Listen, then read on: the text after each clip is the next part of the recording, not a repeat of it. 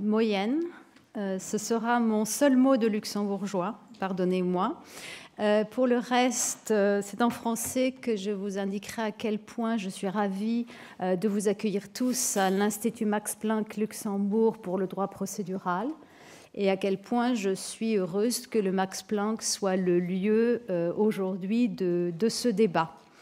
Étant moi-même française, je viens d'un pays où on a beaucoup parlé, où on parle encore beaucoup d'état d'urgence, d'état d'exception, de révision constitutionnelle, plus ou moins réussie ou plus ou moins ratée, sur ce genre de questions.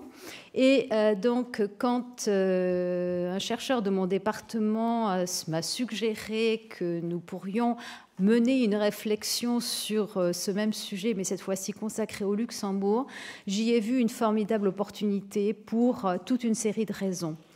La première raison, bien sûr, c'est l'actualité de la question au Luxembourg et tout l'intérêt qu'il peut y avoir à développer un débat public qui mêle des experts, des personnalités politiques et des chercheurs, toutes personnes qui sont intéressées aux questions de notre temps.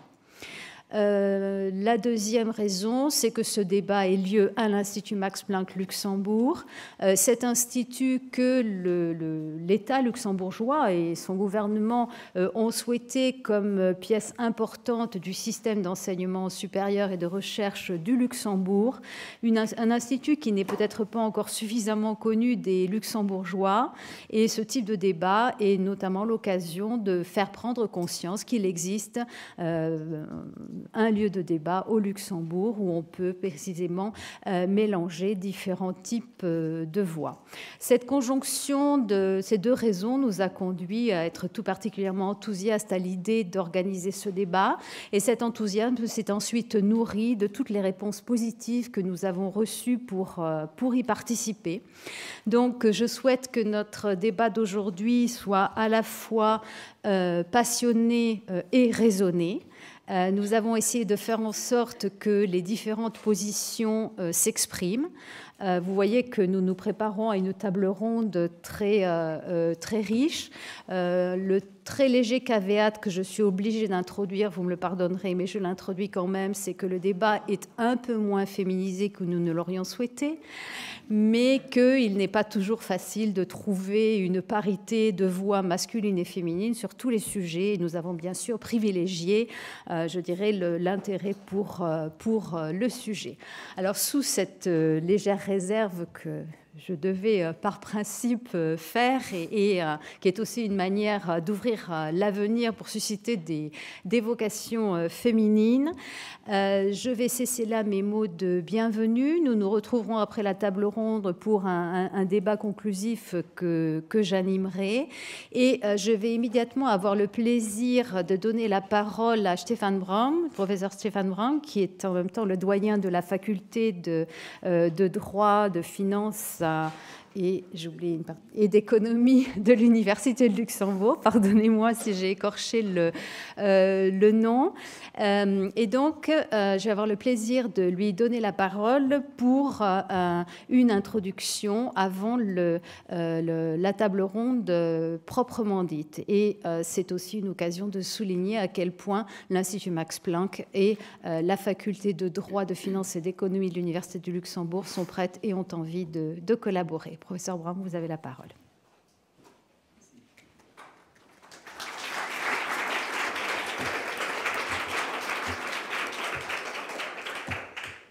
Merci Madame Ruiz-Fabry pour cette bienvenue. Aussi merci pour cette invitation gentille que j'ai acceptée malgré certains travaux, certaines charges de travail que j'assume en tant que doyen de la faculté de droit, d'économie et de finance. Comme ça, c'est encore une fois dit correctement pour que personne ne soit insulté. C'est très difficile à cette faculté parfois de garder l'équilibre d'une certaine façon. Je suis très heureux d'être ici pour introduire, je suis aussi très fier, très flatté de pouvoir introduire ce débat avec un titre qui est déjà très, très intéressant, état d'urgence, rempart ou menace de l'état de droit. Peut-être à la fin de ce discours, peut-être à la fin aussi de cette discussion, on constate que ce n'est pas seulement une menace pour l'état de droit, mais que l'état d'urgence est la mort finale de l'état de droit, au moins le début de la mort finale de l'état de droit. Je ne veux pas, disons, maintenant me dédier tout de suite au changement de la constitution luxembourgeoise, mais ce que je voudrais faire, c'est de mettre la discussion sur qui porte sur l'état d'urgence dans un contexte plus général, dans un contexte où on peut trouver la formule ou bien la problématique de l'état d'urgence qui se trouve dans un contexte plus général. Il fait partie certainement de la lutte, soi-disant antiterroriste. Il donne l'exemple d'une politique de sécurité interne. Il est, dans cette politique, regardé comme une mesure peut-être proportionnée, nécessaire, qui nous aide à surmonter les menaces terroristes actuelles. L'état d'urgence, en première ligne, est un programme qui, semble-t-il, est contraire aux libertés fondamentales. Je vais discuter 3 aspects. Tout d'abord, quelques remarques préliminaires par rapport aux principes qui, en principe, contestés par l'état d'urgence, c'est la liberté. La liberté comme principe qui donne la base pour l'état de droit et de la démocratie. Deuxième point, porte sur l'érosion des principes constitutionnels dont l'état d'urgence fait et a toujours fait partie. Et troisième point, concerne les alternatives politiques qui sont pour l'instant négligées, ignorées et qu'on doit considérer pour la discussion autour de l'état d'urgence. Premier aspect, et quelques remarques prévisionnelles sur un principe fondamental, la liberté.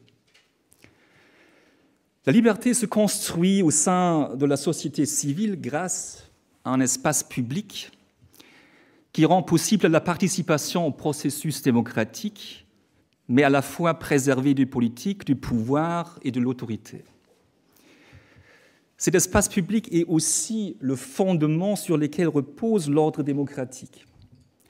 Lorsqu'il est question d'identifier l'ordre légitime, l'action morale, la décision juste, la réponse doit être recherchée dans les principes qui sont communs et publics, indérogeables et au cœur de nos sociétés européennes.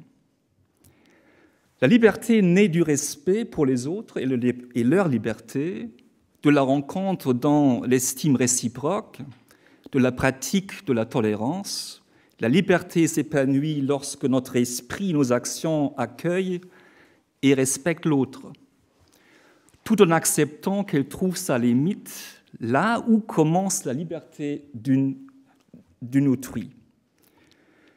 Une fois cette frontière franchie, il ne reste bien souvent que l'arbitraire et la violence, ou pour le moins un froid mépris. Ceci est valable aussi bien dans les relations privées d'ailleurs que dans la sphère publique, dans la sphère politique. Qu'ils agissent de notre vie culturelle, économique ou politique, nous agissons au sein d'un espace public en qualité de citoyens qui exercent des libertés collectives dont chacun est en partie détenteur. Les libertés individuelles sont la source de toute intégration sociale aboutie et de tout ordre étatique légitime. Soit la législation des États et leur constitution respectent cette liberté, soit celle-ci n'est plus un droit. Les attentats meurtriers et le terrorisme en général auxquels nous sommes soumis aujourd'hui sont certainement des attaques à cette liberté. Elle atteigne dans sa moelle parce qu'elle a sape la conviction de pouvoir pratiquer la liberté publiquement. Donc ça en effet vraiment à notre vie privée, à notre sphère publique. Ces attaques font émerger de manière poignante l'essence du crime. Nier des libertés d'autrui par l'asservissement à un arbitraire aveugle et brutal. Mais il est également vrai que la perte de cette certitude s'esquisse depuis des années dans nos sociétés occidentales comme l'œuvre d'un insidieux processus politique. Les principes qui composent la liberté fléchissent face à une érosion progressive qui remet en question le sens et la valeur inaliénable de cette même liberté. Ceci est le reflet des problématiques globales qui rattrapent l'Occident et que la société civile européenne s'efforce de résoudre. Le problème ne se laisse pas éradiquer, mais il sollicite des solutions politiques. Pauvreté et violence font partie du quotidien des zones de crise à travers le monde, notamment au Proche-Orient, dans les États de Maghreb et en Afrique noire. Ces régions sont un terrain propice au désespoir qui débouche tantôt dans les flux migratoires, tantôt dans la radicalisation. Mais elles constituent également la raison du déclin de nos convictions. La foi dans les acquis issus de notre émancipation politique s'amenuise jusqu'à discréditer, voire même détruire, les principes qui composent l'héritage des Lumières. Nous sommes les témoins d'une société globale souffrante parce qu'elle a perdu nos convictions, celles tenant à la nécessité de bâtir un État de droit protecteur des libertés en tant que modèle équitable de vie en communauté.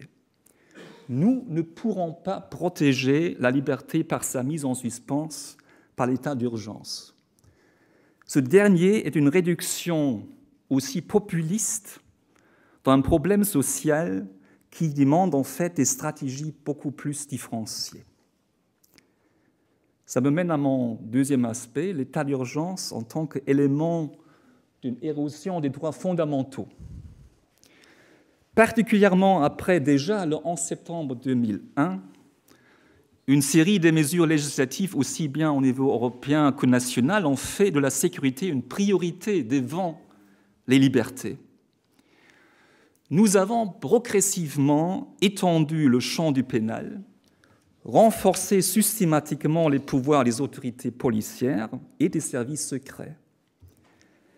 Les méthodes d'enquête secrète sont devenues la règle. La procédure pénale, traditionnellement engagée sur base de soupçons suffisants dans un but de répression, est devenue l'exception. Les pouvoirs d'intervention de l'État qui affectent le patrimoine des individus ont été renforcés, l'échange d'informations facilité, l'accès aux données personnelles déverrouillé. Les législateurs nationaux et européens se lisent comme une liste. Cette mesure des législateurs nationaux et européens se lise comme une liste des vœux de l'exécutive dont les compétences ont été bâties par une lutte politique aux dépenses des principes de l'État de droit. Aussi, dans le code pénal s'ajoutent des incriminations issues des lois européennes sécuritaires qui ouvrent le champ d'application du droit pénal à l'ineffable conviction et volonté de contrôler la dangerosité. Les articles 135-1 jusqu'à 135-8 du Code pénal luxembourgeois, ainsi que, par exemple, à l'étranger, pas loin d'ici, le fameux paragraphe 129-1 du Code pénal allemand, incriminant les infractions à but terroriste en sont l'exemple. Ces dispositions ne servent pas à punir. Elles permettent à la police, aux procureurs et aux services secrets d'accroître leur pouvoir de contrôle. Un droit pénal où libellé flou et épars constitue le cheval de Troie d'un contrôle social total, certains diront même totalitaire. Tout en faisant du paradigme sécuritaire la clef de voûte, les techniques d'investigation secrète deviennent une constante de la procédure pénale. Elles visent non seulement l'infraction, mais s'étendent au contexte qui l'entoure. Le nombre d'écoutes téléphoniques à l'échelle européenne, qui depuis des années ne cesse d'augmenter, illustre à lui seul un intolérable système de traitement des données amplement généralisé et diversifié qui reliait les fonctionnaires des polices européens. Les pénalistes ont depuis longtemps observé une apparition des formes j'ai perdu un peu le texte. C'est toujours, comme on lit comme ça, c'est toujours un risque de se perdre à un moment donné. Donc les pénalistes ont depuis longtemps observé l'apparition des formes de procès clandestins. L'accès aux actes est en partie refusé à la défense, les conditions légales et factuelles des enquêtes sont dissimulées bien que les moyens de preuve collectés admis, de sorte que les droits de la défense ne semblent plus avoir prise sur la procédure. Sur l'autel de la sécurité sont depuis longtemps sacrifiés les principes d'un droit pénal fondé sur le procès équitable. Cela débouche sur un système de justice pénale qui ne se veut plus uniquement répressive ou préventive, mais qui aspire avant tout au contrôle des risques et de menaces. Il se multiplie les autorités nationales et européennes qui collectent des données dans le but d'évaluer les menaces et les risques structurels, mais également surveiller les individus. Elles doivent dresser des profils à risque, mesurer le potentiel de dangerosité et même, lorsque cela est politiquement opportun, apporter leur soutien aux poursuites pénales. Pourtant, il ne fait aucun doute que peu importe combien le stockage de données grandit en taille, nombre et étendue, les promesses de sécurité demeurent trompeuses. La reconnaissance par les politiques de dysfonctionnement caractérisant le système européen de collecte de données fait défaut en France, au Luxembourg, aussi en Allemagne et d'autres pays européens, et dans toute l'Europe en fait. De nouvelles lois sécuritaires sont discutées. Faut-il réformer les mécanismes d'échange de données PNR? Ça a été entre-temps fait, au moins au Parlement européen. Faut-il optimiser les systèmes de traitement des données et élargir toujours plus les incriminations? L'inflation de lois sécuritaires dépasse cependant les limites normatives que défend l'État de droit démocratique. Elle mène vers une issue menaçante qui a pu s'entrevoir ces dernières semaines et mois et années en France, en Belgique, en Allemagne, partout. Maintenant, parce qu'évidemment, les instruments qu'on peut utiliser pour lutter contre le terrorisme sont un peu épuisés. Donc, toutes les solutions qui ont été préparées, qui ont été présentées par le système politique de bien lutter contre le terrorisme, évidemment, ne sont pas suffisants. Maintenant, la question est de savoir quelles sont les prochaines étapes, quelles sont les nouvelles mesures que maintenant nous voulons installer, que nous voulons maintenant mettre en œuvre. Et dans ces nouveaux instruments, on a maintenant évidemment découvert l'état d'urgence comme un instrument que nous pouvons ajouter. Donc l'état d'urgence commence à désagréger de manière insidieuse et silencieuse le cœur même de la démocratie, à savoir l'espace public. Par moments, l'Europe semble évoquer la fin de la République de Weimar en Allemagne. Un État constitutionnel dépassé qui, dans l'angoisse, jette ses principes par-dessus bords. C'est lui qui avance en absence de toute ligne directrice, n'a plus rien à perdre. C'est lui qui parie sur la sécurité refusera un jour de revenir à un système d'alternance politique. Il est donc politiquement inexact d'affirmer que la liberté trouve sa limite dans la sécurité de tous. Non. L'histoire nous enseigne que la liberté meurt avec la sécurité. Les attentats à la liberté auraient alors atteint leur objectif. Troisième point, l'état d'urgence et ses alternatives. Il y en a deux. Il y a d'abord la force de l'état de droit lui-même. L'état de droit n'est pas démuni, ni en son sein, ni face à l'étranger. Il puise sa puissance dans sa légitimité, qui se nourrit à son tour des libertés et principes cardinaux qui les protègent. Lorsque ces derniers sont violés, les prérogatives punitives de l'État entrent en jeu, encore faut-il de manière légale. Les sanctions légitimes reposent sur le principe de la légalité pénale. La loi pénale doit être suffisamment claire, son champ d'application certain, lex certa, et son application non rétroactive. Procédure pénale et immunité de danger sont deux choses distinctes. Enfin, l'État de droit démocratique se protège face aux attaques étrangères par les règles de droit international public. L'utilisation de la force est autorisée par la Charte des Nations Unies, par les règles fondatrices de l'OTAN, mais aussi lorsque l'autodéfense est nécessaire. Le pouvoir militaire défend l'État de droit de l'extérieur. Nous disposons de ce moyen, nous pouvons y avoir recours précisément parce qu'il repose sur la force légitime du droit et s'oppose à un arbitraire brutal. Dès lors que la terreur devient un danger concret, est une menace extérieure, les crimes violents contre la liberté appellent à une réaction ferme. Toutefois, la sévérité de la loi, qui dans la bouche des politiques s'exprime par des slogans sécuritaires, réside précisément dans la solidité des principes que nous avons égarés. Elle ne nécessite pas de nouvelles lois, mais bien de l'attention et la circonspection qui doivent guider l'application des cadres juridiques existants. Il convient de rappeler que l'État de droit démocratique est capable de défendre son ordre constitutionnel garant des libertés. Cela signifie avant tout le refus de voir dans la guerre la réponse politique instinctive à la violence du terrorisme.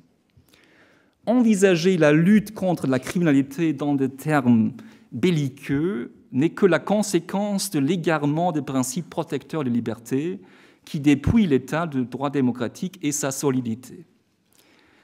Lorsque l'expérience de politique sécuritaire omnipotente arrive à terme, il ne reste plus qu'un constat. L'État sécuritaire ne peut rien garantir. Il s'avère d'une part d'être une déclaration de guerre contre le terrorisme et d'autre part un acte de détresse politique.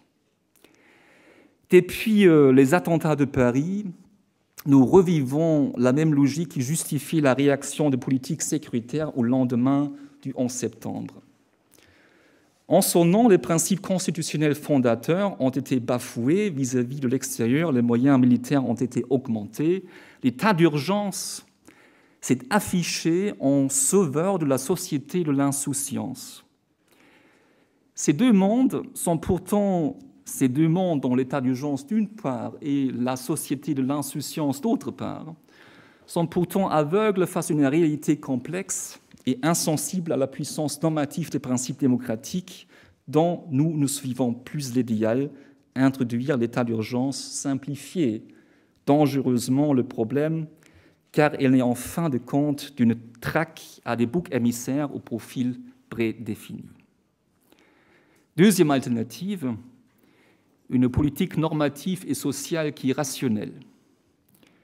La liberté entendue comme modèle d'ordre social présuppose, dans une perspective nationale, une intégration sociopolitique aboutie.